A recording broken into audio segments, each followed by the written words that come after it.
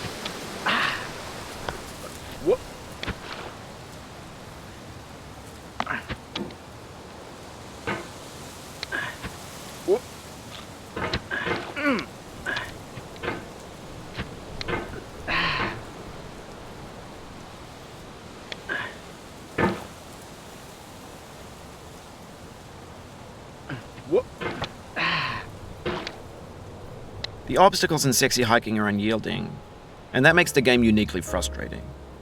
But I'm not sure Jazzuo intended to make a frustrating game.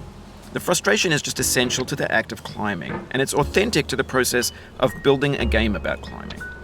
A funny thing happened to me as I was building this mountain. I'd have an idea for a new obstacle, and I'd build it, test it, and it would usually turn out to be unreasonably hard. But I couldn't bring myself to make it easier. It already felt like my inability to get past the new obstacle was my fault as a player rather than as a builder. Imaginary mountains build themselves from our efforts to climb them, and it's our repeated attempts to reach the summit that turns those mountains into something real. When you're building a video game world, you're building with ideas, and that can be like working with quickset cement. You mold your ideas into a certain shape that can be played with, and in the process of playing with them, they begin to harden and set until they're immutable, like rock. And at that point, you can't change the world. Not without breaking it into pieces and starting fresh with new ideas.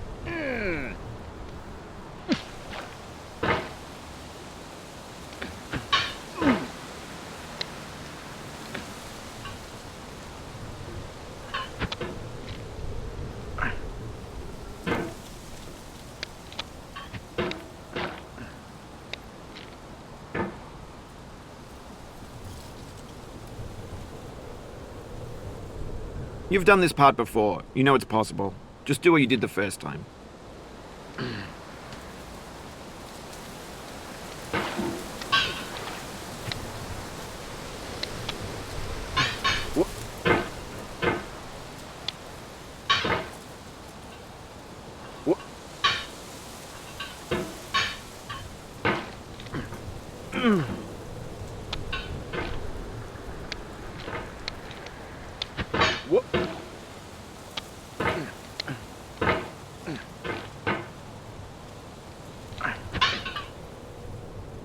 Oof, sorry about that.